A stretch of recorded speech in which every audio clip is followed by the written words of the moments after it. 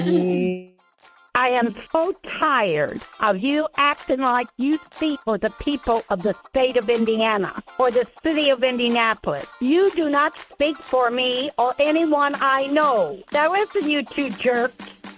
Jerks on the right.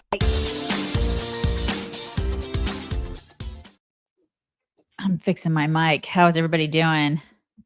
I'm gonna make Good sure morning. my mic is right. Hello, everybody. Good morning. Greetings and salutations. Happy Tuesday. Let me tell you what's coming up on the show. Trump's team had a gigantic signal fail. We're talking about that. Jasmine and her spider lashes go on another tirade. 23andMe files for bankruptcy, and Canada sucks. All that. So much more coming up on the show today. You guys make sure that you're subscribed to this podcast. Please do that if you haven't done that already. I don't know what you're doing with your life, but subscribe. Just click the subscribe button. Tell your friends. Also, you can see all the chicks stuff and things at www.chicksontheright.com/links. You guys, guess what we're doing? Guess what we're doing today? You'll never guess what we're doing today. We have a really, really great interview lined up for you guys, and it is with the one and the only. Tell them, Mom. Jennings. We're talking to Scott Jennings today, and it will be out on Saturday. Am I correct about that? Will it be Saturday, or is she going to do it earlier? Unless there's something that we discussed that is super time sensitive. Okay. It would be Saturday that the interview comes out. Okay.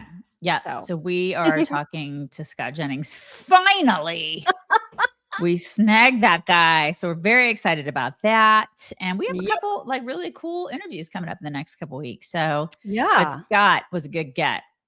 It was a really good get about that. Yeah. So you guys stay tuned for that. We'll tell you all about it. And then you can look for that sometime this week. Okay. It's happening. And I plan on being only mildly inappropriate. So yeah. Everybody's like, that's why Mock is extra fancy today. She showered. She showered especially. I showered Scott. And look, I have jewelry on, which I don't do jewelry, but I did today. God, I did my hair for you today. I washed myself. So yeah, we're pretty stoked. It's going to be good stuff, good times, good stuff indeed. And we got a lot to get to today. And listen, if you are a person that cannot criticize your own side when they screw up, you're probably not going to enjoy today's show. Because you guys, I told Daisy this morning, I have never felt so gaslit by my own freaking party than I do today. With the reaction by some of the higher ups to the signal debacle. And it's a bad one, you guys. It's a bad mess up. And people just need to own that is a bad mess up and not come up with the White House has already admitted to it. People are still trying to say this is a setup and it's a fuck up. Sorry. It is. Yeah, I'm sorry. I think that people are just so used to winning at this point that this was a slip up. It was an F up. It was a slip up. And so people are like, wait a second. What? Yeah. Yeah. And I'm sure Trump is pissed about it too. Behind closed doors. The rumors are that he's furious. Yeah. And he should be, because as we also were talking about in pre-show, Trump is not somebody that tolerates sloppiness. And that is probably the best thing that you can say about the signal debacle is that it was sloppy. Right. Now, if you have absolutely no idea what we're talking about, don't worry. We're going to catch you all the way up. Okay. Yeah. We're going to catch you all the way up. But we also have to catch you all the way up on the fact that allfamilypharmacy.com/chicks is your go-to, especially for medications that, by the way, you guys remember during the height of COVID, how big pharma and basically like the government kind of work together to silence any doctors that were saying, hey, it seems like ivermectin and hydroxychloroquine are kind of working to help with some of these severe COVID systems. Maybe we should be using these easily available, long-time drugs that we've known about forever instead of like throwing people on ventilators. And then they were squelched. You guys all remember that. This is not that long ago. And so now there's like this what's the word? There's like a taboo almost on those medications that's left over from that time, but they are really, really helpful medications. And that's one of the things that allfamilypharmacy.com/chicks has, in addition to all kinds of antibiotics that you may want for your family to just have on hand in case somebody falls ill in some way that requires antibiotics. So very, very easy way to get your medications. All you have to do is visit allfamilypharmacy.com/chicks. When you use code chicks10, you will get 10% off your entire order. allfamilypharmacy.com/chicks.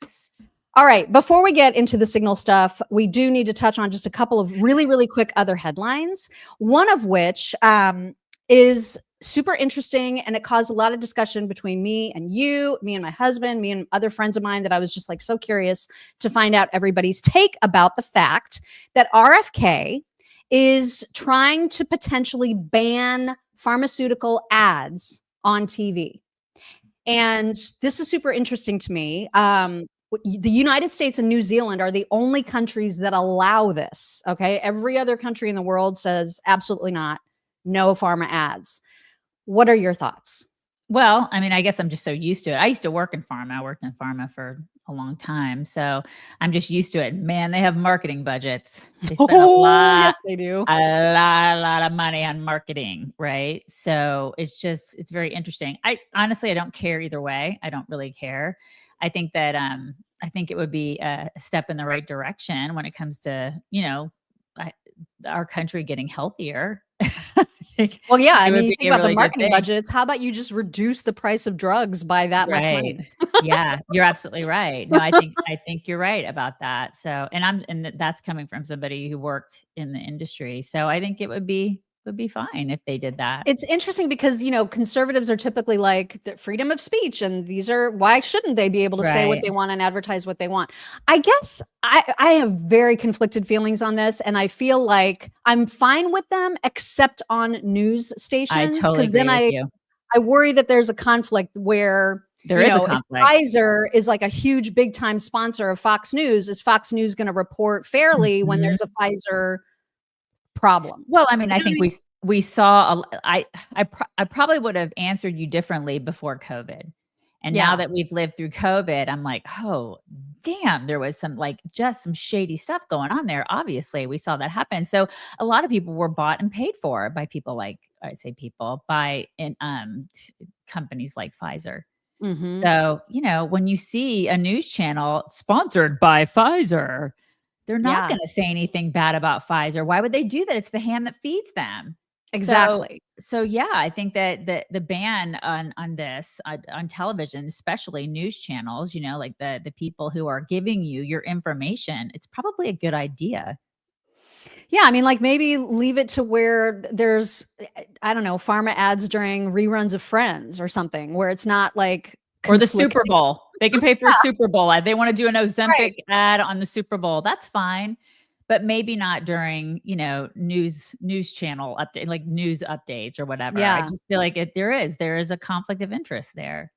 But if this happens, Liz Wheeler put out a tweet that I want you to read to everybody about what this will look like. That was super interesting. Here is what Liz Wheeler had to say about this potential ban. Go ahead. If reports are true, and I pray that they are, that RFK Jr. is going to ban big pharma ads on TV, a massive society earthquake is about to happen on two fronts. Number one, the corporate media will fail. You will watch before your very eyes as highly paid MSM anchors are fired, networks panic, and some shut down, and paychecks aren't paid. The entire business of the mainstream media is a fake business. It's artificially propped up by massive ad dollars from pharma ads. Not because of the return on investment that pharma sees peddling their drugs on TV, but rather because of why pharma buys so many TV ads in the first place, which is to prevent reporting on pharma corruption. That's true. I mean, she's right. Accordingly, when the gravy chain of pharma ad dollars to TV networks stops, we will suddenly see reporting on the corruption of big pharma, drugs, vaccines, medical associations like AAP and AMA, and government regulation agencies like CDC and FDA reporting that was previously prohibited because the ad money pharma paid networks was really just a payoff for silence. Also true. Pharma knew they didn't sell drugs off those commercials. It was a money laundering scheme to keep reporters silent about the abuses coming out of pharma. Even Roger Ailes once admitted He didn't let his people on Fox report negatively on Pharma because it would destroy their bottom line. If reports are true, and I pray they are, that RFK Jr. is going to ban Pharma ads on TV, the double revolution of Big Pharma and MSM is about to begin. Can't wait. Yeah, bye CNN. Yes. Bye MSNBC. I mean, she has some valid points, very good points here. She's absolutely right. It'll totally restructure our news and the way that it's delivered and the way that we receive it. I mean, this is going to shake some stuff up. I like it. I like the shaking that's happening. I like it. You're all about the disruption. I'm a disruptor. Yes, I'm all about it. Well, speaking of disruptions, here's one more headline that we're going to talk about real quickly before we get to the Signal story. And that is that there is a new lawsuit happening by some victims' families from October 7th. That the lawsuit has been brought on behalf of American family members of victims of October 7th and Israeli Columbia students against some of the fellow students at Columbia, including Mahmoud Khalil. That they contributed and knew about October 7th. And one of the biggest pieces of information that supports their lawsuit is that literally moments before the October 7th attack started, the Columbia SJP, that organization for Palestinians, Students for Justice of Palestinians or whatever, activated their long dormant Instagram account. And they were like, we're back. Stay tuned for some exciting updates. This was literally minutes before the attack. Unfreaking believable. Is it true that Mahmoud Khalil dude is like 30 years old? Is he really? Yeah. I guess that tracks. He looks like older than most students. Yeah, I heard that yesterday. He's 30. It's like, what are you doing at a school? What do you do? I'm sorry, but what I know you can be any age in college, but seriously, dude, like you're 30. You're 30. And you're just 31. Like you're being a nuisance essentially. And you're just hating on the country that gave you inexplicably a green card. So 30, people are correcting me. He's 31. That's even better. Yeah, you're in your 30s. Like, okay. I know people are like grad school. Yeah, but come on, grad school? Really? Yeah. Okay. Did he really? Okay. Yeah. Mm-hmm. Yeah. Also, before we get into the Signal stuff, I promise this is the last thing, and then we really are going to get into the Signal stuff. So PragerU, we have partnered with PragerU to try to get everybody up to speed on their civics. Okay. So they're doing a really cool thing right now where they are offering a prize of $10,000. I love this.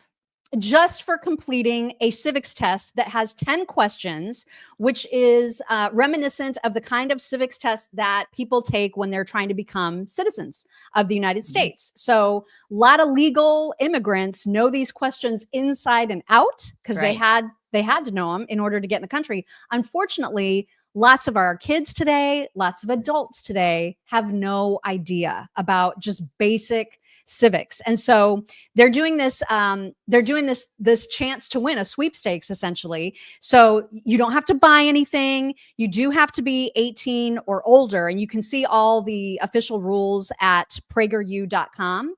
But essentially you just can take this quiz. I'll show you what the website looks like. It says, can you pass the US citizenship test? And let me just see what it looks like when you hit take the quiz.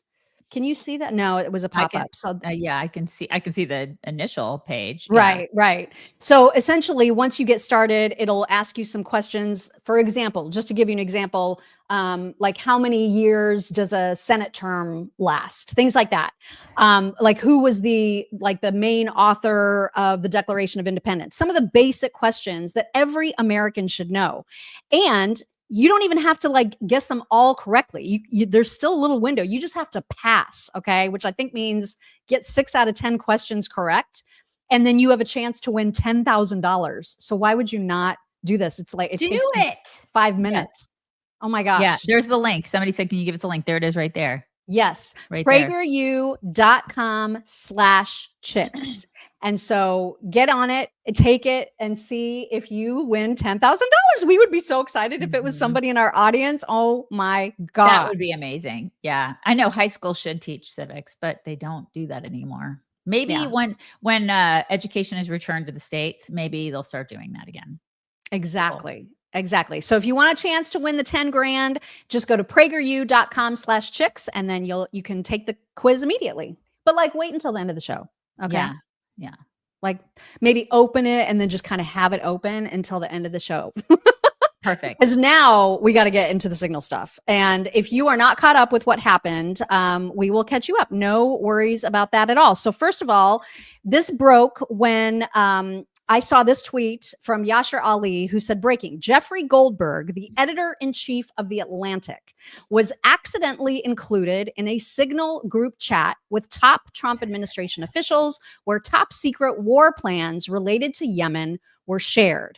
And then I hope that everybody has read that article in full, because a lot of people who were just looking at the headlines immediately started making excuses. How this isn't real. This is a setup.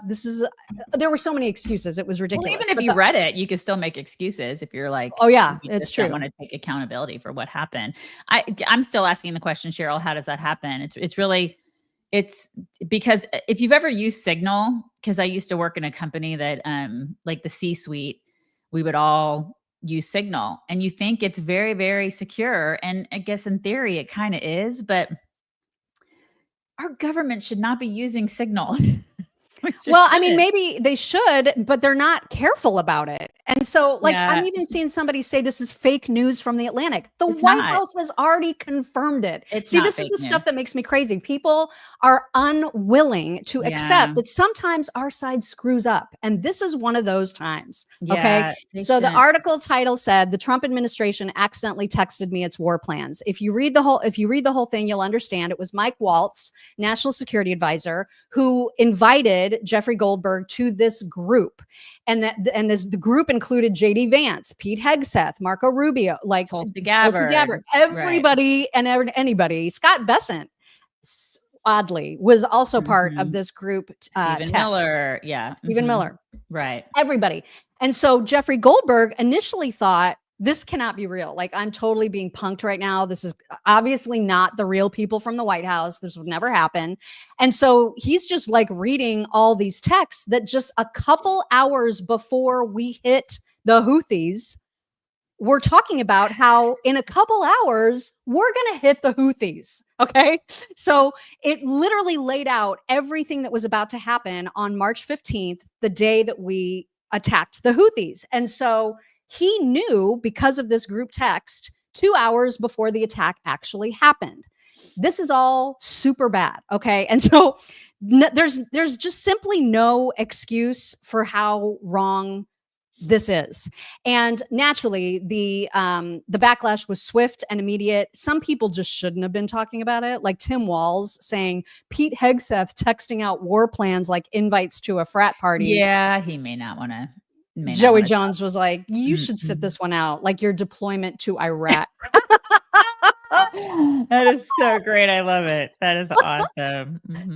But there were other people on our side of the aisle who were recognizing this is bad. So Marina Medvin said, the fact that our government officials were in a Signal group chat does not surprise me. What shocks me is that there was open access for anyone to add members, even though Signal has options to designate that control to only one or some admins, and that Mike Waltz was foolish enough to add a reporter from The Atlantic to the group chat. And on top of that, even though Signal notifies the group when new members are added, somehow none of the 18 members realized that a reporter was randomly added and kept on talking like it's no big deal that some unknown number was added. And now all of this is out. We're just lucky it didn't get out publicly earlier and ruin the plans. I hope they learn from this error, and quickly. You know, this is like the whole time yesterday, I'm thinking to myself, the federal government should be ahead of the private sector. They're not. They're way freaking far behind, right? And everything, as evidenced by what DOJ has found just in their audit. They're so far behind technologically, but they should be far ahead. They should have something, some sort of a communication, something that is so far ahead, us, the plebes. You know, I want the I want them to have like some sort of spy communication thing that they use. Right. That's super extra secret and nobody else has. Yeah, that's so locked down. What does my tax money go to if it doesn't go to something like, oh, that's right, it goes to trans mice. It goes to see if mice are trans. That's what it's going. It shouldn't be doing that. It should be going so that these people are not in freaking Signal. Now, granted, they should be talking about this stuff in person, ideally, but we are in 2025, right? I mean, and we're in the year 2025 where they should be able to talk about this stuff via some sort of a group chat, but it should not be Signal. It shouldn't. Or if it is, they should be a heck of a lot more careful. I mean, this was a big mess up. And of course, Democrats are pouncing. They're already talking about having hearings about this and like insisting that basically the entire cabinet should resign, which is of course ridiculous. It's stupid. But it gives huge fodder to the Democrats, and they're not entirely wrong. We would be losing our shit if this was Democrats. We would be absolutely losing our shit. And we should be, because it's a big mess up. Mayor Pete saying, from an operational security perspective, this is the highest level of fuck up imaginable. These people cannot keep America safe. Now that is where I get really pissed though, because literally, okay, it was a huge mistake, but the mistakes of this administration are held to a completely different standard of the ones of the last administration. That guy was shitting his pants every day and didn't even know where he was. So don't talk to me about the highest level of F up imaginable, Pete. not being able to keep the American people safe. Are you kidding me? That president wasn't even the president. There were other people running. So don't talk to me about being able to keep the American people safe when you guys let in 20 million illegals and did all sorts of other stuff to F up our national security. Take all the seats, Pete. Oh, and he's making all the rounds on all the talk shows already. I mean, it's just, it's vile. Because he wants to run for president. What a piece of crap this guy is. How's South Bend doing, Pete? I cannot, these people, I mean, never waste a tragedy, right? Never waste an F up. The one time we screw up, these people like grab it. Of course they're going to grab it because we're held to a different standard. That's what pisses me off. We are. Yeah. Granted, it's a screw up. It's a huge screw up. We had no business being on Signal. None.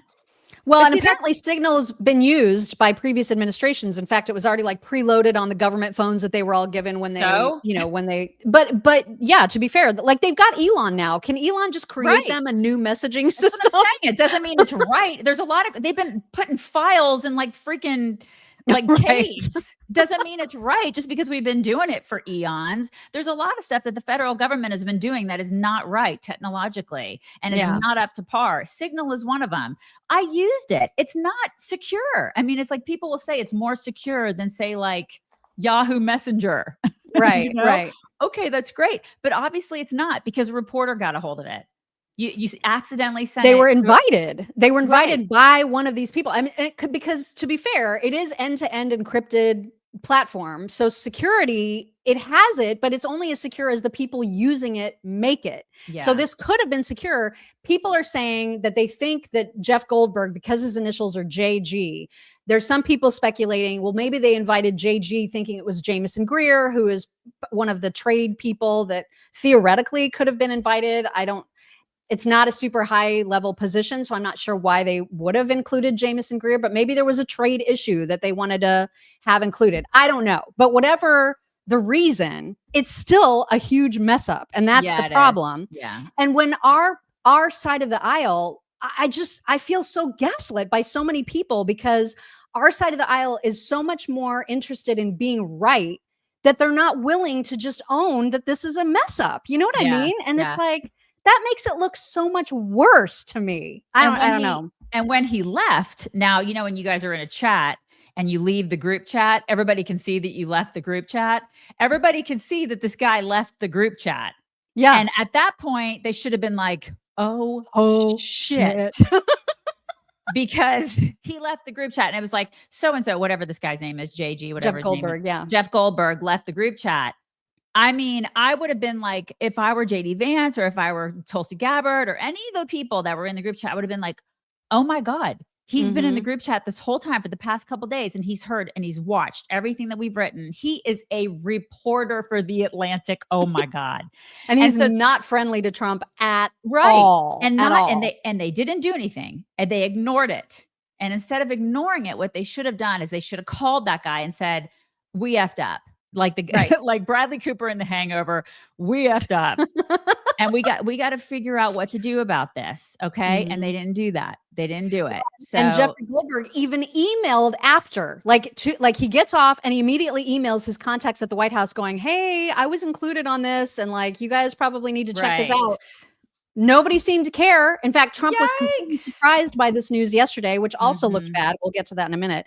But to the point about how our side always wants to make excuses, here's a great example of that. Will Cain, God bless him, the way that he tried to rationalize this was so unimaginably stupid to me that I just couldn't believe it. He said, the biggest takeaway on this story, yes, there's concerns about this all going down on Signal and accidentally adding the reporter, is how thoughtful, collaborative, and honest all these people were in their deliberation. I mean, that's great that their conversation was really thoughtful. Kind of not the point here. You know what I mean? Like, that's not really the point.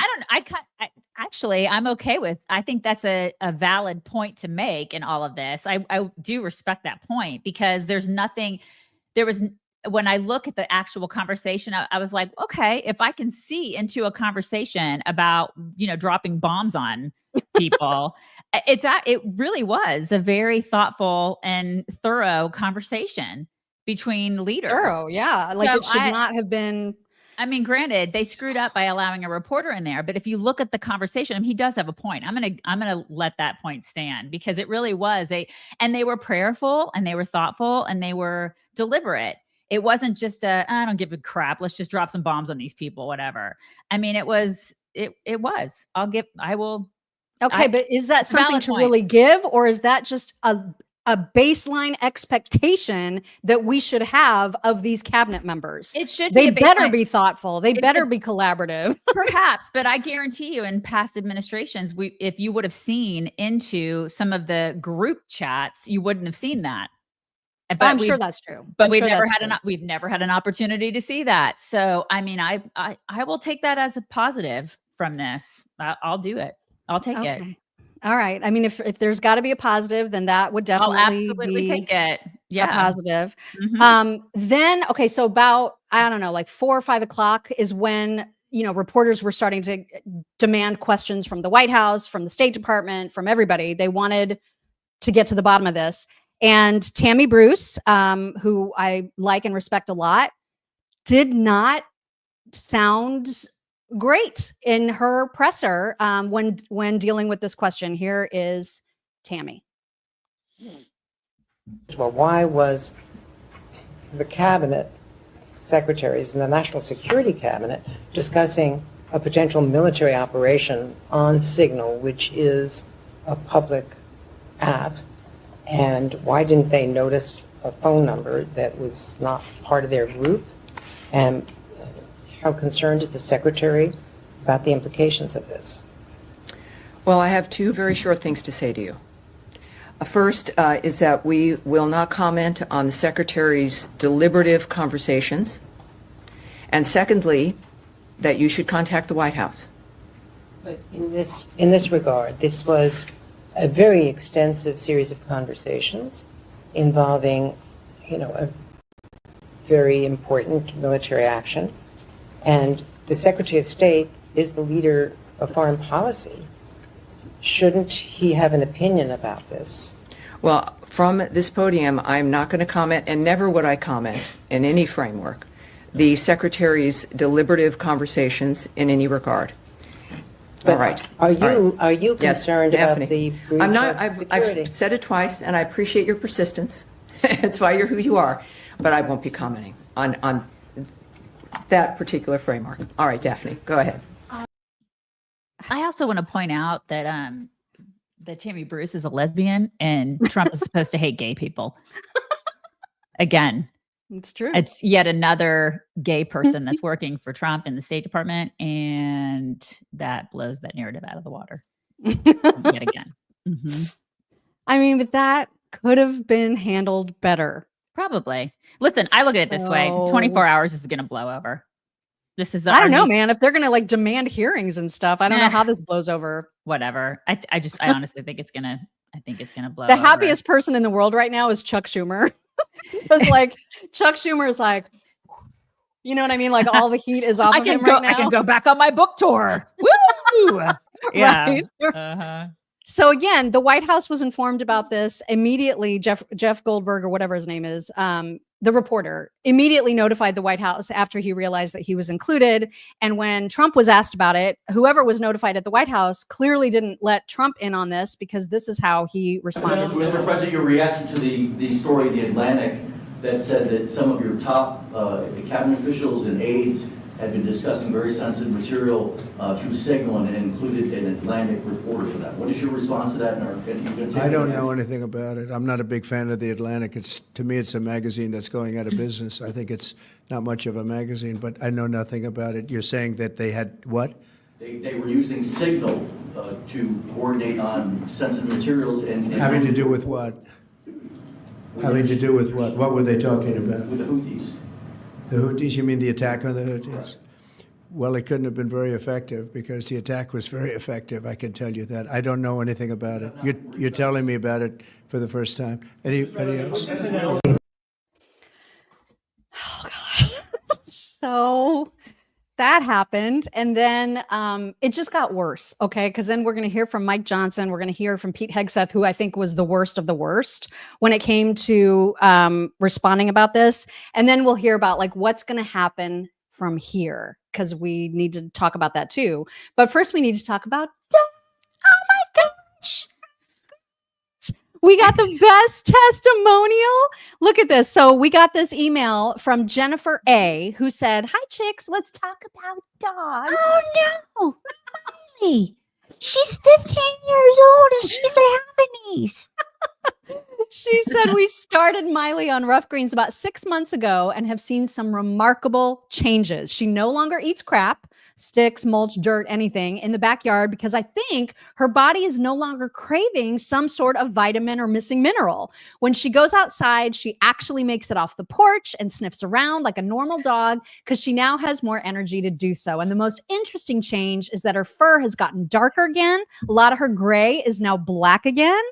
Is this approved for chicks? Because I could save a lot of money." God, me too. I was just going to say, can I start eating it? I should do that. She said, "Being that she's 15, we know our days with her are numbered, but we're so happy to have found Ruff Greens, as it has really put a spring back in her little old lady dog step. Love you jerks, and enjoy spending every morning with y'all." And here is her little doggo. Look at her. She's got little hoo-hoos. Look at her. She does have the hoo-hoos. Right here. Fantastic testimonial. Of course, right now you should be trying to take advantage of the Ruff Greens 90-day challenge for yourself. See if your dog or cat, they of course have Meow Greens too, see if they love themselves some Ruff Greens. I can almost guarantee that they will. It's so tasty and it makes their dry kibble come to life. You can get a free Jumpstart trial bag. You just cover shipping by going to ruffchicks.com, RUFF chicks.com. And then of course, don't forget to use code chicks. Here's Mike Johnson. Trump officials transmitting classified war plans on unsecured channels. Listen, the administration, as I understand, I just was with the president in the Oval Office just now. The administration is addressing what happened. Apparently an inadvertent phone number made it onto that thread. They're going to track that down and make sure that it doesn't happen again. What you did see, though, I think, was top level officials doing their job, doing it well, and executing on a plan with precision. That mission was a success. No one was jeopardized because of it. We're grateful for that, but they will certainly, I'm sure, make sure that doesn't happen. But they're talking on Signal, irresponsive. I'm not going to characterize what happened. Clearly, I think the administration has acknowledged it was a mistake, and they'll tighten up and make sure it doesn't happen again. I don't know what else you can say about that. Should Mike Waltz and Hegseth be disciplined? No. I think Waltz should. I think Waltz should be disciplined for I do sure, too. because he's the one that invited the guy onto the thread, and so he should be. I mean, if it were a private sector thing, because I used it, at a company in the C-suite, and if I would have invited somebody that was outside of the company into a company discussion or into a C-suite discussion where we were talking about really sensitive things, I mean, I would have been fired. I would have been fired from that company. Just without question. So I look at this and I'm kind of like, what? He's not going to be held accountable? He should be freaking held accountable. That's just not cool. Yeah. Especially because he's now on record saying he has no idea how this happened, right? Which is worse. Like, you are the national security advisor. Right. If anybody's going to know how it happened, it better be you. Right. I know. Like, just, I mean, I worked in comms and I knew like how to do that stuff. If you're a security guy, freaking know how to do it. Like listen, I'm sure he's a nice guy. Oh my, and he's probably great at most aspects of the job, but this again was an F up that you have to do something about. And communication, comms is part of security. Hello. God, it's so stupid. It's just really stupid. So he needs to be held accountable. I hope Trump holds him accountable. I don't think Hegseth did anything wrong. I think Hegseth is probably trying to cover everybody's asses today. Including his own, for sure. Right, I mean, because he was desperately uncomfortable when he was asked about it, getting off a plane in Hawaii, which we'll have in a second. But first, here's Jesse Waters just like being total Captain Downplay about it in the most hilarious way. Sort of group text. You're adding people and you accidentally add the wrong person. Right. All of a sudden, your Aunt Mary knows all your raunchy plans for the bachelor party. Just sucks, man. Well, that kind of happened today with the Trump administration. Mike Waltz was putting together a group chat on Signal, an encrypted app, with the Secretary of Defense, the VP, and a bunch of other national security officials to collaborate on whether to strike Iranian proxies in Yemen who keep firing missiles and shutting down shipping. Well, National Security Advisor Mike Waltz accidentally added a reporter to the group text. And not a good reporter. Jeffrey Goldberg from The Atlantic, one of the biggest hoax artists around. Well, he heard some things he probably shouldn't have, but could have been a wee bit of a security breach. But it's not like they homebrewed a server and then bleached it or kept classified documents in their garages next to their Corvette.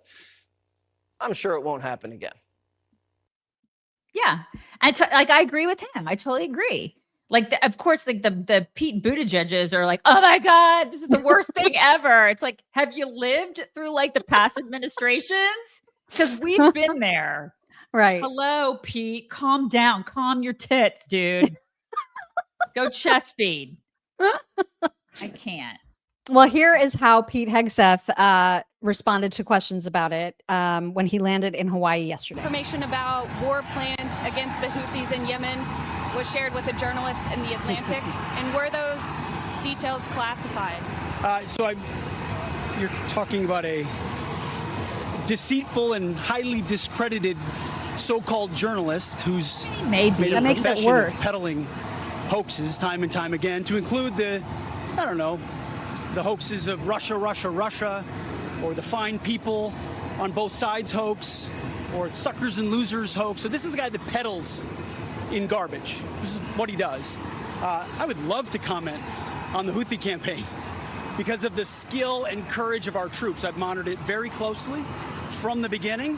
And you see, we've been managing 4 years of deferred maintenance under the Trump administration. Our troops, our sailors were getting shot at as targets. Our ships couldn't sail through. And when they did shoot back, it was purely defensively or at shacks in Yemen. President Trump said, no more. We will reestablish deterrence, we will open freedom of navigation, and we will ultimately decimate the Houthis, which is exactly what we're doing as we speak from the beginning, overwhelmingly. Why were those details shared on Signal, and how did you learn that a journalist was privy to the targets, the types of weapons used? I've heard I was characterized. Nobody was texting war plans, and that's all I have to say about that. Thank you. I appreciate it. Okay, so if I were in charge of comms, I would have been like, okay, this is how you answer this. You answer first with the good stuff, which is what he said, kind of in a roundabout way. I would have been like, talk about the precision of your people and talk about how great they are, and say, you know what, it's just really unfortunate that we accidentally sent a invitation to this jerk of a guy, and that this stuff got out there, and we regret that, and it won't happen again. It would have been so perfect. That's how I would have done that. I wish I just wish I could have told him to do that, because if he would have done that, I think it would have been a nicer answer. Because then it's like you start with the positive and then you go, but we kind of screwed that one thing up, and then, you know what I mean? It won't happen again. It won't happen again. Right. And instead, he like denigrates the reporter, which to me makes it that much worse. Right. And that was the first thing he did. Then maybe it's even worse that you guys invited him in on accident. But like, you don't lead with that. You don't lead with it. With that. So who's doing the comms? Who's handling the comms? Who's doing it? I mean, Caroline Leavitt has got to be freaking out. And I'm sure that, you know, in her presser right. today, she'll be masterful, I would expect, but these guys are not masterful at it. No. And there is question, were there war plans discussed? Because it sounds like there were. Whether they were super classified, I don't know. Jeffrey Goldberg left a lot out of his article because he felt a responsibility to keep some of it under wraps. And he, of course, is now making the rounds too, and was asked to respond to Pete Hegseth's characterization of the conversation. Here he is. I'm going to be responsible here and not disclose the things that I read and saw. I will describe them to you.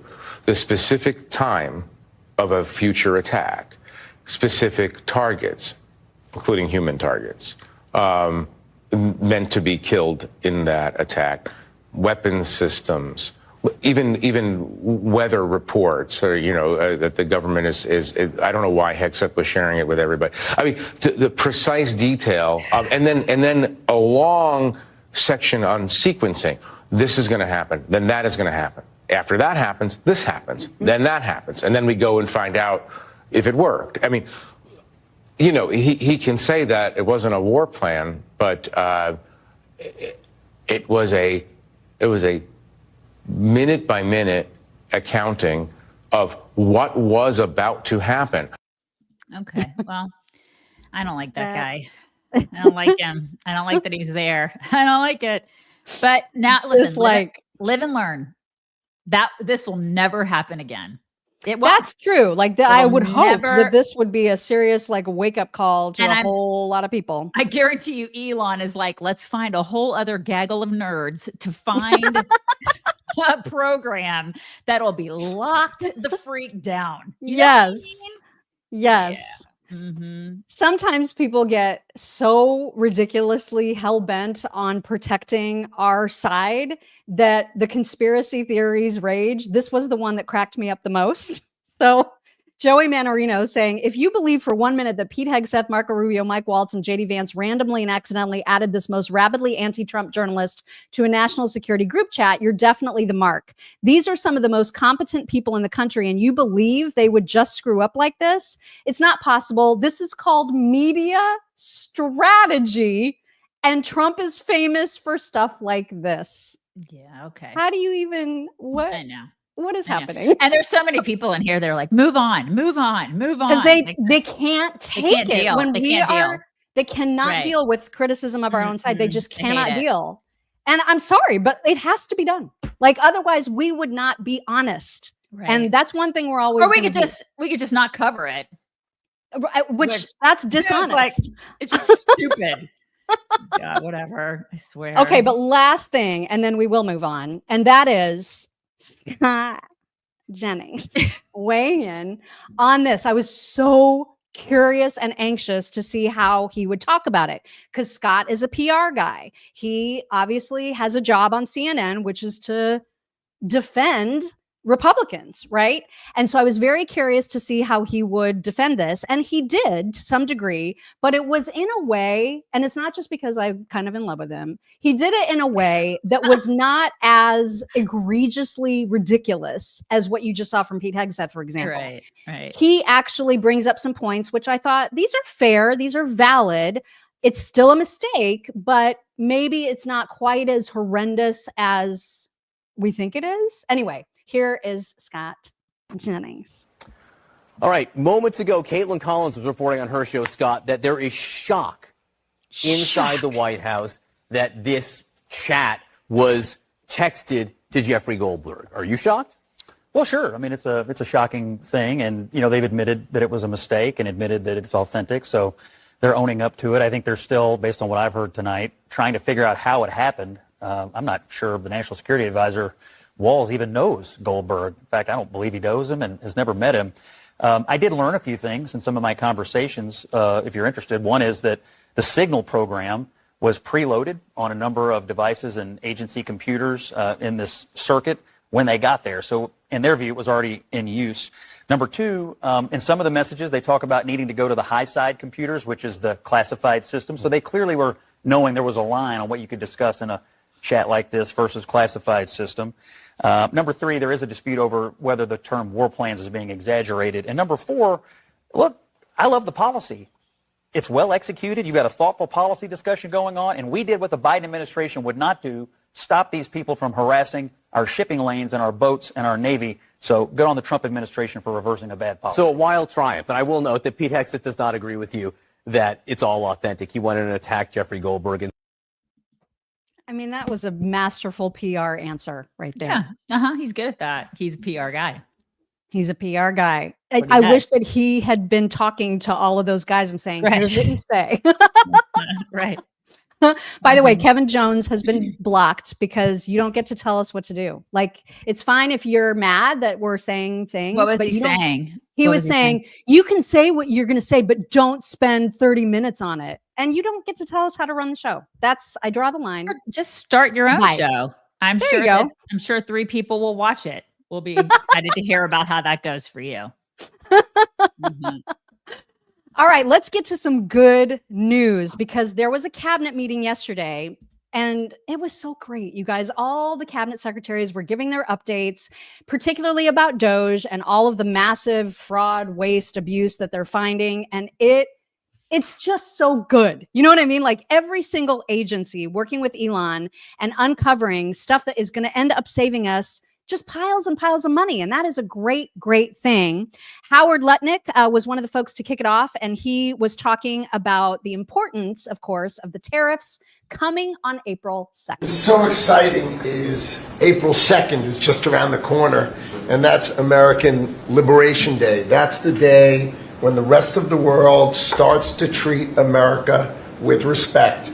And your leadership, understanding how the rest of the world treats us, and what balance and what fair trade finally is going to be, is going to take care of America. It's going to launch the External Revenue Service to start to build the power and prestige of America back.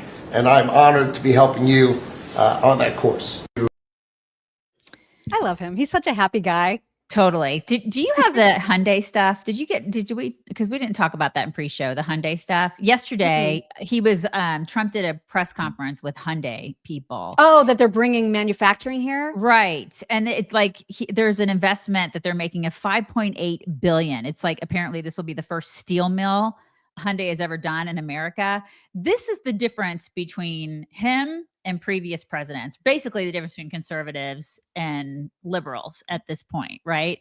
We are not the same. Like that Hyundai is coming here and they're going to be American jobs and it's like America first. And that is the kind of stuff like Trump is out there making deals. And so you'd like when it comes to the tariff stuff, when it comes to companies, like he's bringing jobs here. Mm-hmm. He wants industry to be here. He wants manufacturing to be here. That's what he wants, which is completely awesome. And this is the kind of stuff that presidents before him did not give a crap about that. And he does because he understands America first, America first. Mm-hmm. Yeah. And it's not the first company to say that they're investing huge amounts of money in America. I mean, this seems to be a trend now. Mm-hmm. And that actually kind of shot the markets up yesterday. That and the fact that President Trump also kind of seemed to back off of the severity of some of the tariffs. He actually said it in the funniest way. He said, because some of these companies are tariffing us at like 235%, for a certain good or service. And so Trump was like, I would be embarrassed to do a reciprocal tariff of that amount. It's embarrassing. And I just thought, and the markets loved that. The markets absolutely rallied because of that. Totally. Yeah. And the waste, fraud, and abuse that they're uncovering, some of it is just mind-blowing. So Doug Burgum also announced that he found an $830 million contract for a survey. When you hear the details about this, you are just going to be so mad. Look at this. There's a federal consulting group, which was a a group inside of Interior, but it was managing contracts from many different agencies that flowed through here. One of those contracts was to do surveys of individuals, $830 million for surveys. And so part of the question was, hey, could we actually see the surveys? And then the surveys came back, and a survey was like 8.5 by 11 sheet of paper with 10 questions that anyone's child in junior high could have put together, or AI could have done for free. $830 million. So that's one that we've stopped. And that contract was going out after you were inaugurated, sir. So it was jumping. It's a fraud. Yeah, it's a fraud. It is fraud. It is fraud on the American people. And this is the kind of stuff the Democrats want to keep going. What? $830 million for a 1-page survey. Right. Oh my God. I know. And they're like, oh my God, Elon's stealing from people. Are you effing kidding me? I can't. And that's just one of like a gajillion things that they're doing to steal from the American. They are thieves. Thieves. It's all a big grift. God, is it ever. Lee Zeldin also talked about that NGO that Stacey Abrams ran and how much money they're now taking away from that NGO and from her, and how much she got the year before last compared to last year from Biden. It's just, oh my gosh, it's just an absolute. It is so vile. And I'm just so happy all of these cabinet secretaries are aligned about getting rid of this crap. Here's Lee. It's over $22 billion worth of contracts, $2 billion going to this NGO that Stacey Abrams was tied to. They received only $100 in 2023. And then the Biden administration gave them $2 billion. The director of the Greenhouse Gas Reduction Fund saw his former employer get $5 billion. So $20 billion went to just 8 NGOs, and they're all pass-throughs. And then they were giving it to other entities. Many of them were pass-throughs. And what you have is all these extra middlemen, they're taking their cut. And the taxpayer ends up getting screwed. They're losing out on all this hard-earned money. They can't afford to have the federal government waste. The partnership with Doge and Elon Musk has been incredible at EPA. Their team is very talented. We wouldn't have been able to do it without them. And of course, this mandate from President Trump to make sure that we identify every last penny, whether we're saving $50,000, $5 million, or $22 billion. We will not rest until every last penny is saved. Thank you, Mr. President, for the opportunity to do this for the American public. And it's just gross. Stacey, if somebody said, now I know how Stacey Abrams has made all of her money. Yeah, I've always wondered that too. Now we know. She's just like stolen $2 billion. Right. Just steals it from the American people. These people are commies, man. And then friggin' Jamal Bowman calls Elon a thief. Right. This is why the lawsuits need to go. A thief and a Nazi, he called him. Okay. Dude is worth 85. Is it 285 billion? Is that what it is? I lose track. He's so rich. He's rich as balls. I can't keep track of how much money he has. He doesn't need our money. He doesn't need it. But you know who does? Stacey Abrams. She needs it, apparently. Kristi Noem was there also, obviously, and gave an update about the border. Here she is. Literally has almost 100% operational control of the border, which means that our country is secure and that we know who's coming into this country and that they love our country and they want to help keep it great into the future. We are, in the month of March, the last couple of weeks, increased our deportations by 50%. So we're now not even just getting the worst of the worst out. We're making sure that there's consequences for being here and committing crimes in our communities. And the numbers are continuing to escalate and to go up, sir. This week I'm headed down to El Salvador. I'll be in the prison where we sent TDA members. I'll be meeting with the president and also Colombia and Mexico and talking about building these relationships so that we can continue to get people out of this country that don't belong here and take them home. I love that. Like, that's one thing that doesn't hardly even get recognition is the fact that our border is essentially secure now. Yep. In 8 weeks. Yep. Like all the border crossings in Texas are down, like 95%, 97%, something like that. I feel like that's a big deal. It's a huge deal. It's a huge, huge deal. Now, are we closer to ending this whole Russia-Ukraine war? I don't know. There's going to be a lot of hiccups with that, obviously. But again, Trump, I feel like, is the only person that can make any kind of headway on this. And Marco Rubio was there to give an update. President, first of all, I think the American people should be proud that we have a president that's promoting peace and the end of conflict on this planet. This is a war that's gone on for 3 years, as you pointed out, that, as you rightly pointed out, would have never happened had you been president, but now it's here. And it needs to be brought to an end. There is no military solution to this war. It has to end through negotiation.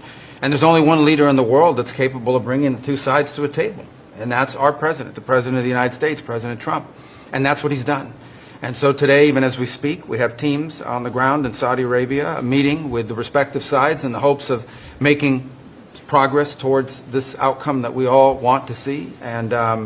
And I think that the country owes you a great debt of gratitude, and the world, really, because, I mean, you're the only leader in the planet that can bring the two sides together to bring an end to this conflict, and that's what you've done, and you've done it despite, impediments from other countries and others who maybe have different opinions about how this should go. But ultimately, I think that the only chance we have for peace is through the president's leadership, and you've shown that, and we hope it'll bear fruit, and today will hopefully be one step more in that direction. They've come a long way, haven't they, the two of them? Yeah, they have. That's Those right. two have come a long way from little Marco? Little Marco. Little Marco. And now they're like BFFs. Marco's kicking ass. I mean, I like to see it. You know what I mean? Like to see that. It's good stuff. That was some nice pats for Trump. I like it a lot. And then Elon was there at the meeting because he was actually getting updates from everyone about Doge and how they're all kind of working in their departments. And he was talking about small business loans and how much fraud he has uncovered with small business loans going to children. Like $100,000 small business loan in the name of a 9-month-old baby. What, you didn't get really that? Happening. You didn't get that when you were 9 months old? What's wrong with you guys? You didn't apply for that? You're underachiever is what you are.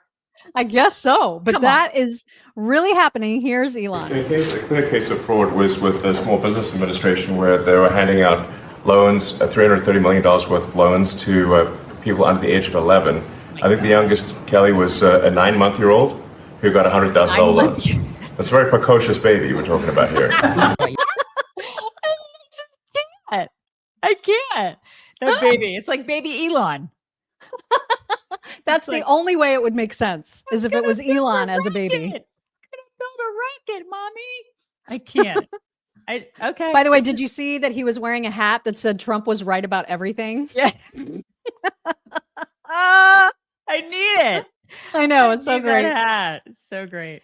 And then meanwhile, we have idiots like Harry Sisson, and I think he's the guy that he's talking to is Dean Withers, who's also awful. But in this case, he's at least giving Elon props where they're due. Harry Sisson calling Elon incompetent is like next level, just comedy, right? Like, this is crazy, but that is what he does.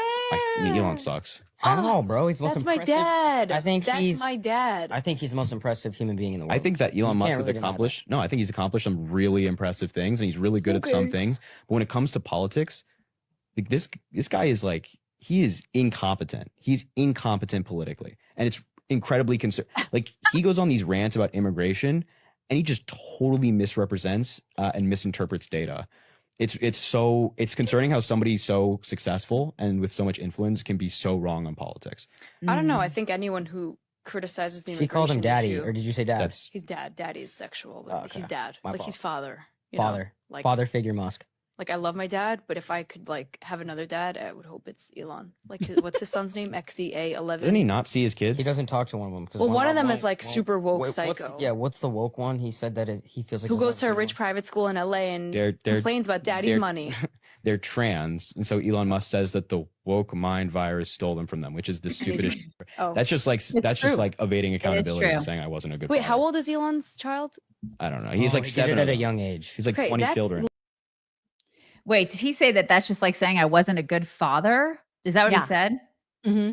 Okay, so is he saying that bad parenting leads to transness? Is that? Did he draw a correlation there between bad parenting? And You're asking kids? me to interpret Harry Sisson, right? Okay, I'm just wondering. Cannot do that. So, but I mean, what I can infer from that is that he thinks that it is a social contagion, sort of. But I mean, I could try to connect dots there and take something out of that he probably doesn't want me to take out of it. That it's parenting or a social contagion rather than something that they're inherently born with.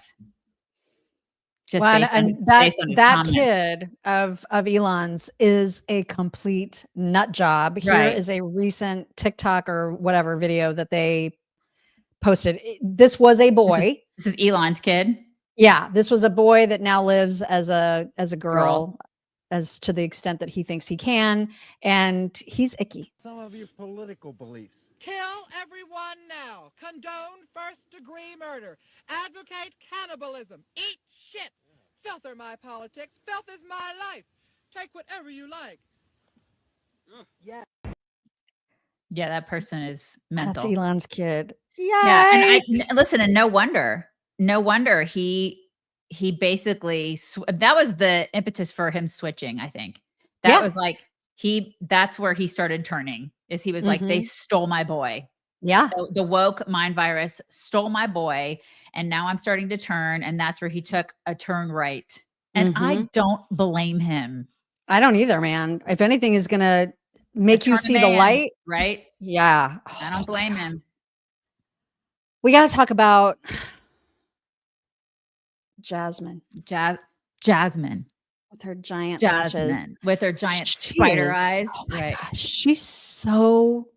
she's just a garbage person. It's an act, you guys. That is a total act. But all of this is just, it's an act. I don't know. I kind of feel like when she's not doing that, that's the act. You know what I mean? You think?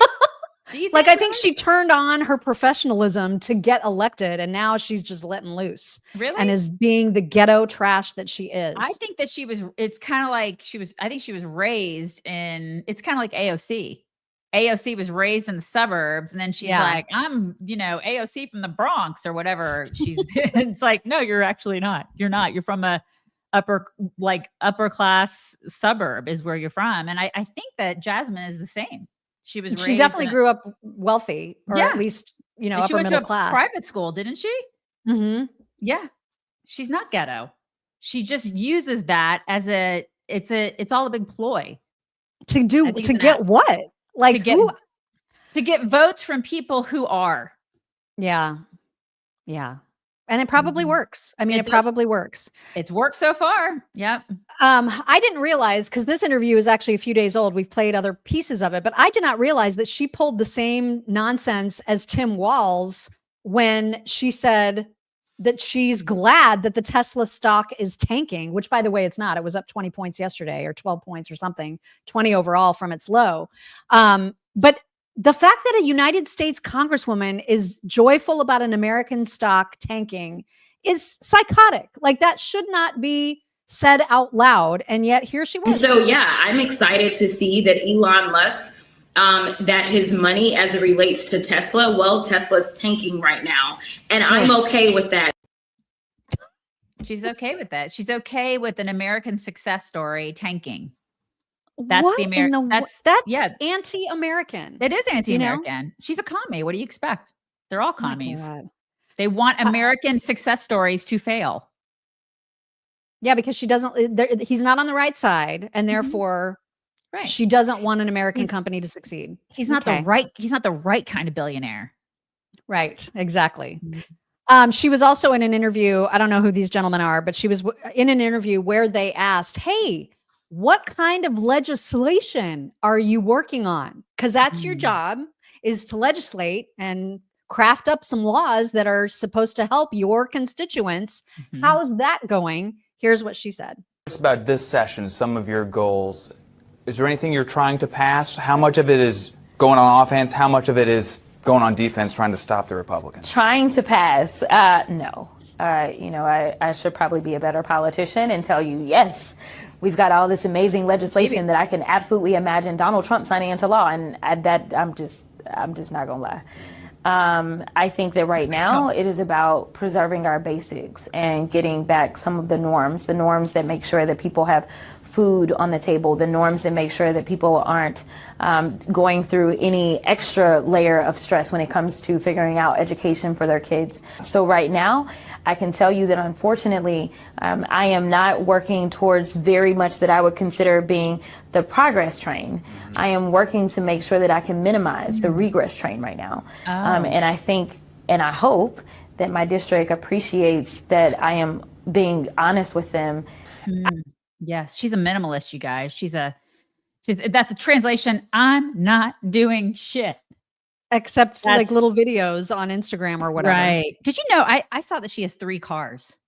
I mean, I know that seems she has right. 3. Let me tell you what they are. One of them is a 2020 Lincoln Continental, which is like around what, 50 grand.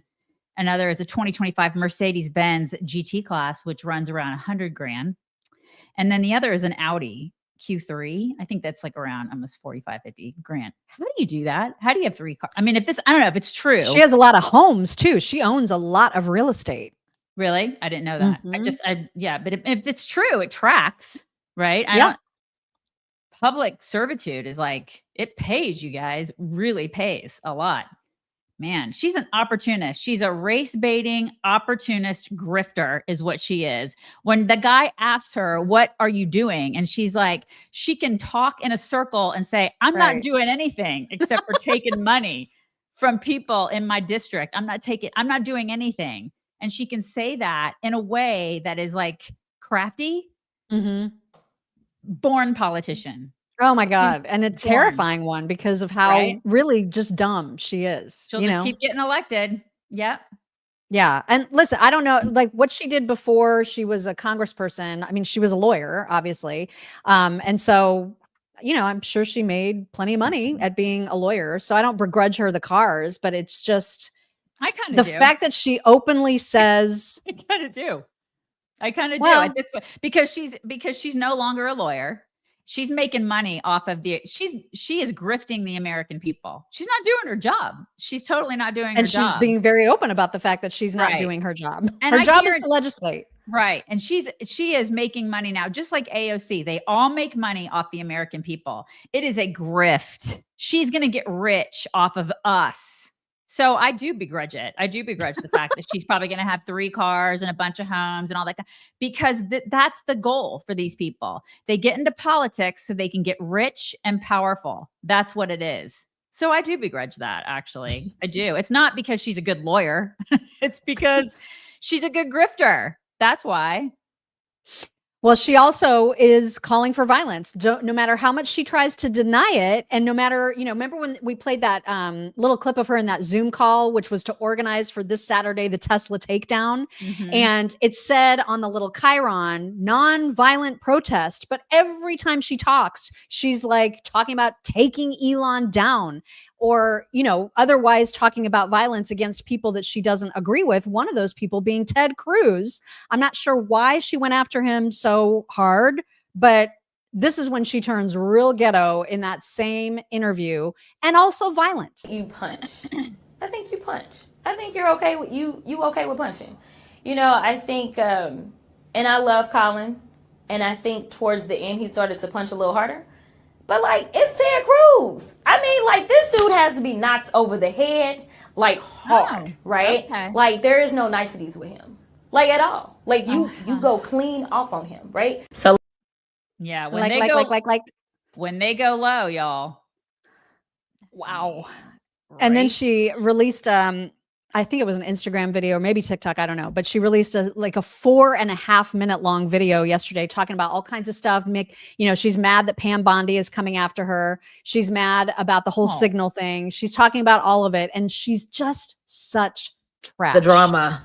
Number one, I only found out yesterday that the Attorney General for the United States decided she wanted to come for me. But the fact that you literally are going to plan enemy attacks on a Signal chat and then you don't even know who's in the Signal chat, and then y'all want to come at us and act like people of color are the problem or that women are the problem? Oh my God. Baby, you probably need a good black woman in the room who can check you and tell you that, first of all, you shouldn't be doing this shit on Signal or anything else. but y'all still mad about Hillary's servers. Is that what I hear? Yeah. So anyway, literally, I don't know if like your homeboy was drunk at the time that he was sending these messages or what, but clearly this administration is not ready for prime time. Okay, so now people are drunk. So and how does this relate to Black women? I have no idea. Between her and her other Democrat friends, it's like they're on drugs, they're drunk, they're Nazis, and they're stealing. Okay. I think you've covered it. And fascist. That's right. And fascist too. Don't forget. Start suing, man. Just start suing. God. And then everything has to do with the melanin content in her skin. Always. I don't care. God. And it's not necessarily working on other Black women. There are plenty of Black women, Black men who think she's garbage and who don't buy the crap that she's selling. Here's one of them right now. So we have a United States representative by the name of Jasmine Crockett that's getting her 15 minutes of fame for bashing Trump every chance she gets. That after learning that Doge, who is headed by Elon Musk, that's doing a phenomenal job, if I might add, in just a month's time, finding massive fraud, waste, and abuse of our tax dollars, and stated that we could potentially be getting a $5,000 refund. Crockett stated that we are not in the business of giving away free money. And I don't know what Americans would do with the extra $5,000. Well, maybe you don't know what Americans would do with the extra $5,000 because the party that you sent up here speaking on behalf and promoting have been stealing it from us. That's right. Spending it overseas on transgender parties and transgender animal research and practically laundering it. But y'all don't want to talk about that. No, we're too busy funding your Mercedes, Jazz. Oh my gosh, she is awful. And it's so Yes, nice she to is. see that she's not convincing people because because Black women with class don't want any part of that. yeah. And Pam Bondi is not done with her. So we played the clip of her yesterday kind of saying Jasmine needs to watch herself because she is promoting violence. And she's still watching her. With Pam, I never know if she's just more bark than bite. Mhm. She seems a little more barky than bitey. Yeah, I really wish she'd start biting. Yeah, Really wish I she want to would. see some actual biting that like breaks the skin. Yeah, You know what I mean? Because you know who's bit is Kristi Noem. She'll bite. Yeah, she's biting. I mean, she'll kill dogs, man. She'll bite. She's gonna bite. You know, just put it out there. She does have the bite to back That's up right. the bark. Uh-huh. But I mean, at least for now, Pam does have a very nice bark. Yeah, Sean, it is. And you know, after she said that about Elon, she said, well, I didn't mean violence. But, however, your words have consequences. And what happened after she said that about Elon Musk, she's a Texan in her own home state. After she said that, this morning, 3 explosive devices were found in Austin, Texas. So she needs to unequivocally denounce the violence. She must apologize immediately, not only to all Texans, but to our country, to the American shareholders of Tesla, because she is promoting violence. And then you showed the clip of what she said about Senator Cruz. I believe she probably will be censured by Congress for saying that. You know, people don't learn. She's using her public persona, her public platform to increase her followers, to increase her significance, and she is threatening lives, safety. You know, when she did this at Tesla, Sean, people's lives are in danger. This is America. We're in a free country, and she's yet encouraging this violence in our country. Think of all the lives that could have been jeopardized in Texas just today by her words and what she's done. But she didn't stop with that. She continued on with Senator Cruz. She has to apologize immediately and denounce the violence. I mean, to be fair, hold your breath for that. no, to be fair, as a Texan, we don't claim Austin. We don't. It's like a whole other country there in Austin. You know what I mean? All the weirdos live there. No offense to anybody that lives in Austin, but just saying, you know what I'm saying. You know what I'm saying. But yeah, she shouldn't get away with this. She'll constantly get on a camera and be like, oh, I'll speak out against the violence of J6ers. Right. But yet we need to take, you know, all these people down. Elon and Ted Cruz and all these people. I mean, she's constantly inciting violence, constantly. And then trying to pretend that she doesn't. She needs to be held accountable. And I honestly think that she's starting to freak out a little bit. That's why she, you know, you see her on the screen saying, I don't know what she's talking about. Pam Bondi's coming after me. I think she's starting to freak out a little bit about the fact that she is going to be held accountable for this stuff. I hope so. I hope so. Yeah. She needs to be. But Pam Bondi needs to bite more than just bark. Mm-hmm.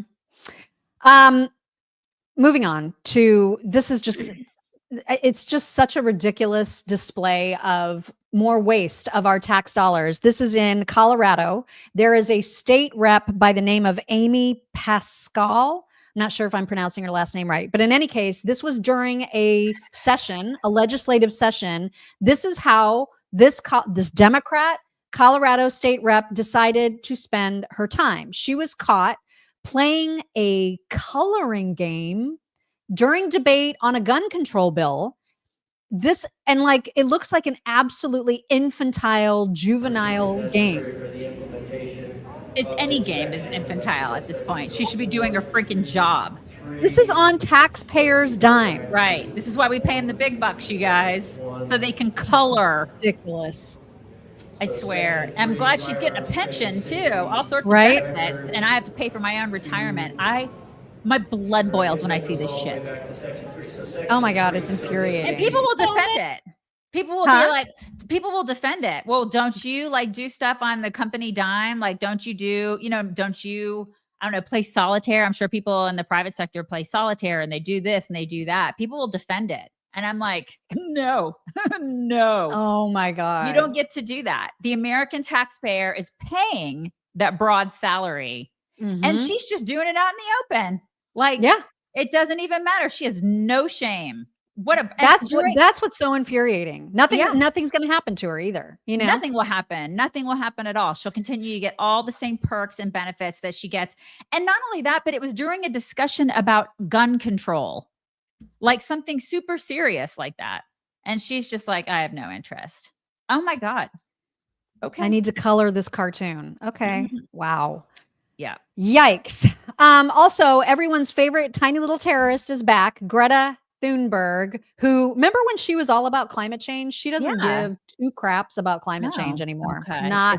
She is all about Palestine now. That's her big thing. And she was doing, like, I guess a parade where she had like a megaphone and she's wanting to do a call and answer type of chant. And I can't imagine how awful it must have been to be like right behind her or around her listening to this level of screech. The people looks like. Show me what power looks like. Show me what democracy looks like. When I say boycott, you say no. Boycott, boycott. When I say freedom, you say no. What? When I say freedom, you say, I don't know. Is she okay? Is she all right? No, she has never been okay. Wow. Or all right. She's not aging well either. You know? And she's what, like 20 at tops? Maybe 20. Yeah. She's not looking like she's healthy. Is she okay? Probably not. Yeah. Probably not. Democrats are not okay in general. No. In fact, there is now a new movement. I don't know what else to call it, but you're going to start seeing a lot of videos about this on whatever social media platforms you see videos on. But there's something called the Silent Riot. I don't know what it is or how it works, but everyone is talking about it. Behold. We will not be silent. The Silent Riot has begun. I don't get it. I don't either. I don't. We will not be silent. The Silent Riot has begun. That doesn't make any sense. It doesn't make any sense. We will not be silent. The Silent Riot has begun. Why are they all saying the same? Surprise. We will not be silent. Nice filter. The Silent Riot has begun. Okay, but like how? But if it's a silent riot, that means you need to STFU. The silent riot. Like you either need to be silent or rioting. But right. like, It's an oxymoron. The It's like silent jumbo shrimp. riot has begun. I don't get it. We will not be silent. What is that? Is that plastic Ever surgery? again. What is that? I don't know.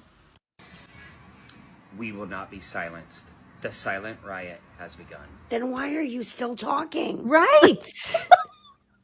At all. Like, I've never seen a quiet Democrat. Yeah. We just don't listen anymore. I love her. I love her. I totally love her. The whole time I was like, I don't get it. If you're silent, then shouldn't you be silent? A silent riot connotes that you're going to just shut the F up. But then also riot, right? Like, so what does that look like? You go. That's what you do. It's just a bunch of, it has begun, so you would think we would know what it is, but I like have when no you're- idea. When you're in elementary school, like your kids are little and you're like, let's play the quiet game. And that's what you do with your kids. And you see how long they can be quiet. It doesn't last very long. But that's, I guess, Democrats, because Democrats are, in fact, toddlers. Yeah. They are. It's It's mean to toddlers. I know it's mean to toddlers, you guys. It's but a they little are mean to toddlers. But they are toddlers. Anyway, get ready for all that silent rioting. Okay, it's like It quiet has riot. begun, you guys. It has begun. It's a band, Quiet Riot. Okay. Okay, so now we need to talk just a little bit about 23andMe because wait. they are filing for bankruptcy, which means that I think they have 15 million people's DNA on hand. And potentially it's up for grabs. Like it could be sold to a pharma company. It could be sold to an overseas company. It could be sold to nefarious people. Yeah, I don't know. To do what? I don't know. This is the thing. Okay. Like I've never used 23andMe, and I know people are freaking out. I thought you did that. No, I did Ancestry. I'm a big Ancestry person. Okay. But I didn't do 23andMe, but I like, and it's so funny because there's one, it tells you all sorts of like genetic predispositions. And I saw one woman saying that she went in to delete her data and she was like, I totally overlooked the fact that it tells me I'm predisposed to dog allergies and now I want to kill myself. And so she's so upset. She's more upset about that than the data breach. But I need to understand what it is they're going to. Everybody's freaking out about this. They're literally losing their minds. And I get it. I get it, but I also don't get it. What are they going to do with it? I have a clip from 2022. So this is before obviously the whole bankruptcy issue came into play, but there were concerns about privacy issues. And maybe there's a panel that's talking about how that data could be used. Maybe this will shed a little bit of light on it. We'll listen and see. Weapons under development and developed that are designed to target specific people. Right, that's what this is, where you can actually take someone's DNA, take their medical profile, and you can target a biological weapon that will kill that person or take them off the battlefield or make them inoperable. So you can't have a discussion about this without talking about privacy and commercial data. And the protection of commercial data, because expectations of privacy have degraded over the last 20 years. Young folks actually have very little expectation of privacy. That's what the polling and the data show. And people will very rapidly spit into a cup and send it into 23andMe and get really interesting data about their background. And guess what? Their DNA is now owned by a private company and can be sold off with very little intellectual property protection or privacy protection. And we don't have legal and regulatory regimes to deal with that.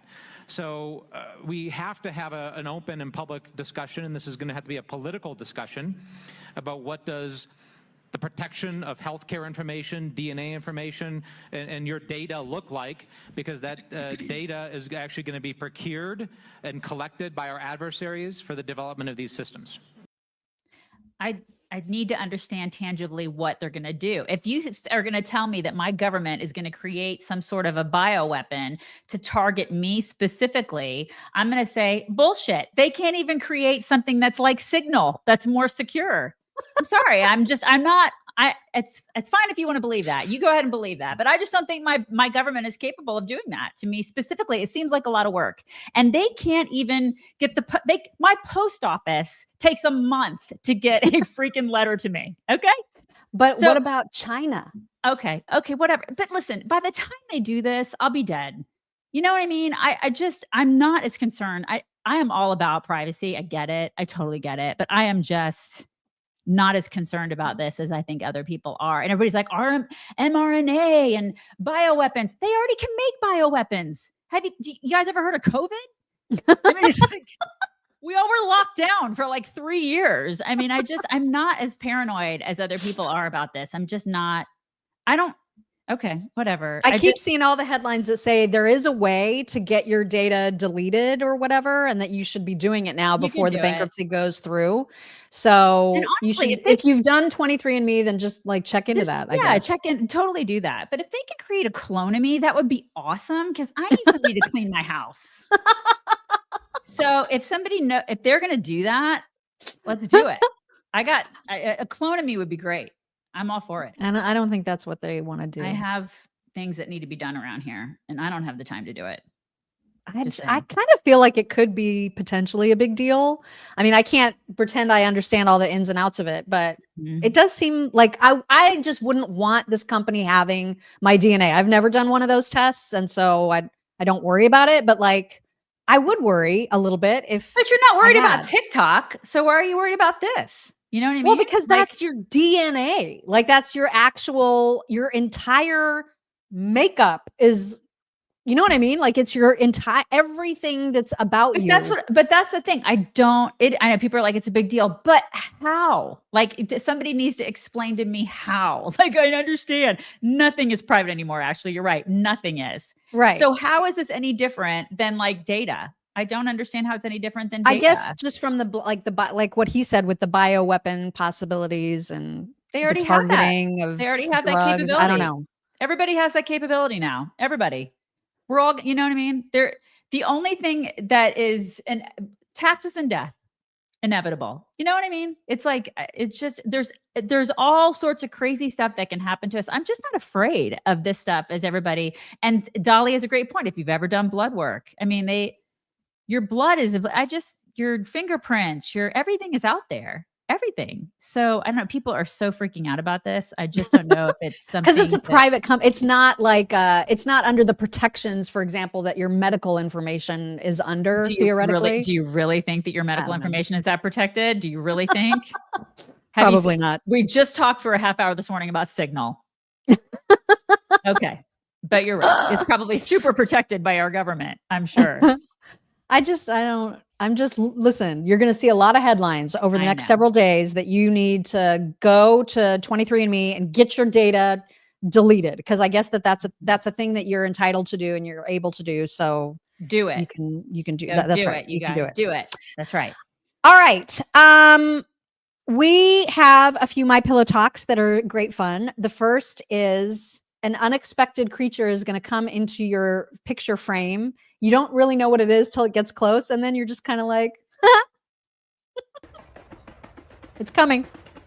Oh my God, is it a duck? What is it? It's a dog on a skateboard. Oh my gosh. It's always a corgi or some sort of a bulldog. They love with their little butts. They just love skateboards. What is that? It's so funny. I can never get my dogs to get on a skateboard. Oh, no, there's no way. No way. No way. No, it'd have to be a surfboard with wheels. Also, a SEAL team, and by that I mean like the humankind, a human SEAL team was headed into the sea to do whatever exercises they were going to do when they were joined by an actual SEAL. Oh my gosh. It's the cutest. Oh my gosh. All those manly men, and then that SEAL's right? like, I want to do it too.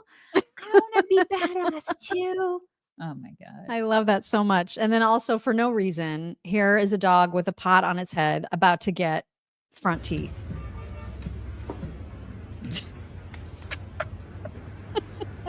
How is he so calm? How? This is what they do on a Saturday night, you know? It's like, these are my people. Like, those are the people I need to hang out with. Seriously, that's like 9 o'clock on a Saturday night. after a few glasses of wine. This is what they do. I love that so much. And then lastly, I've been on a bear kick lately. Yes. And so this is what Russian I constantly bear. get fed. Right. And so I saw this in my feed yesterday. Sweetest itsy bitsy baby bear snoring. Oh my God. I would put my face right on his belly. And that belly. Oh God, that belly. Oh, I mean, is that not the cutest thing you ever Very, saw? very cute. Yeah, very cute. I want that. That's awesome that your also- algorithm has that. My I know, I algorithm love is it. so borked right now because of I don't you. even open the stuff you send me anymore because It's I'm you. afraid of changing my algorithm. I It's see like- that you're like, I'm here to ruin your algorithm. And I'm like, nope.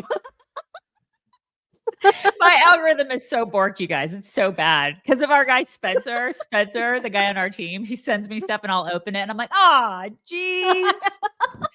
Our Indian correspondent has he a problem. Has annihilated my algorithm. It's gone. It's just really done. bad. Yeah. We have some thank yous. One from yesterday over on PayPal. Barbara Geiler said, Mia Love taught me that you can support Republicans in other states. More importantly, to cross the color line. I credit the chicks with guiding me to great politicians that need our help across the country who represent the people in federal roles. She was a great one that has gone all too soon. God bless her soul and her family. It's really sad about her. Indeed. Just I know. Really, really sad about her. I was thinking about her a lot yesterday. Yeah. It's And just I'm so very grateful we had the opportunity to talk to her early on. And she was she was a light, Yeah, that was our first major interview. Right. It You know really what I mean? was. And she gave it to us. And she Yeah. was just a dear, sweet lady and just really Mhm. accomplished. And just, I don't believe we figured out how to even do that. I don't know how we did it either. And I don't know why she said yes. Same. She just was a remarkable lady. She really was. Over on Venmo, Suzette Paramore said, what do you think Obama is doing with all his free time now that he's not running the country? Probably trying to figure out ways that he can. Yeah. I'm guessing. Yeah. Mm-hmm. That's my guess. Audrey Krause 5 says, no way, Scott Jennings. Dreams come true. Will you be purring in front of him? LOL. Yes. Absolutely. She told me that if we do an interview with him, I have to purr at least once. Yeah, she's purring for sure. I'm going to be purring this morning in an hour. Yep. Judy Flood said, good morning, chicks. They really messed up with the Signal emails. Yes, they did. Indeed. Minnesota Solar Baby says, ban pharma ads and stop doctors from getting kickbacks from pushing them. Oh, they get them. They get a lot of kickbacks. Yep. And Osuki says, Silent Riot, is that like mostly peaceful protests? Yeah. Well, exactly. actually, I saw a comment. Somebody said that they have a child actually that's participating in the Silent Riot. And what it means is they are taking their money out of any right-wing institution. They're not spending money with any right-wing stores. I guess that's what it means. Okay. So didn't they try that for a day, like a couple weeks ago? Didn't they do that? Like the day of they weren't going to spend any money. And then we were all like, and then we all went and spent. That's right. There was like a Friday that they did that. Yeah. And I don't remember hearing that anything bad happened. Nothing bad happened. Now they're just going to do it forever, I guess. Good luck with not buying anything on Amazon. Mm-hmm. Exactly. Right. And by the way, really quickly before you get to your thank yous, just a shout out to Osuki because she also sent me a very sweet card and check for Ella. And that was unnecessary and very much appreciated. Osuki, thank you. Suki, you are just, I know. You're so dear. Thank you. Very, very nice. Very nice. Okay. All right. Now you. Oh my God. Curio 23. It's adorable seeing Mock swooning over Scott Jennings. She is swooning. She's kind of in love, as she said. GCQC, shoot. As some of your biggest fans will be representing COTR in the Bahamas, we're going to miss your interview with Scott Jennings. We'll have plenty to binge on when we get back. Wish y'all could join us. God, I wish we were in the Bahamas too. Same. Sounds amazing, GCQC. You guys need to put major pictures on the insiders page and locals. Rachel Ray, woohoo! I passed the test. Never took civics in high school, just a government class at a small school that actually cared what we learned. Good for you. I hope maybe you're gonna win. That'd be awesome. Robin Dye. Goldberg is the editor of The Atlantic. Yes, he's the editor. What did we say? I thought we said chief editor. Maybe we said, I don't know if we said chief editor, but yeah, he is. I don't know. You may be correct. We probably needed to be corrected. Kim Fournier, tobacco ads on TV banned 1171. Yes to banning like RX ads. Yeah. Mm-hmm. Yeah, I agree. Kira the Coroner, guess who's going to be in South Carolina this afternoon? Kira, enjoy your visit to South Carolina. Exactly. Kira the Coroner, just one. Why you gotta Venezuela for me, please? Venezuela. I say that. Remember, that's what AOC used to say. That's right. Actually, she didn't say it like that. She'd be like, Venezuela. Yes. Why though? Why the B? I don't know, because she's ethnic. You know, she has to say it in that accent. Aaron Pam Bondi is a lying liar who lies. She won't hold Ghetto Girl to account. She won't release any more Epstein files. She gave some back copies to People magazine and binders for a photo op. Meh. Take my money. Okay. I know a lot of people are disappointed with Pam so far. I think Gates would have been better, but you know, I'm he had just a podcast, you know. Right. I'm waiting for her to redeem herself any minute now. It's happening, right? Jenny Lunsford, Elon, teach security to the cabinet. 78 today. Okay. Andrea Viola, Bondi needs to be removed. She has done absolutely nothing. Bondi, Patel, Bongino are busy with social media, TV, and podcasts. Do your effing job or GTFO. See, people are losing patience. Yeah. Brian Brumley, regarding the Silent Riot, in the immortal words of Yosemite Sam, shutting up. FFS Jenny O, mostly ignored that Snow White influencer pest like I do with Disney until that bee went all pro-Palestine in her co-star's face. Gal Gadot, yep, former IDF soldier. I don't think you want to do that. Done with the insufferable snot. Hope she gets canceled. Missed, I guess yesterday is what she was trying to say.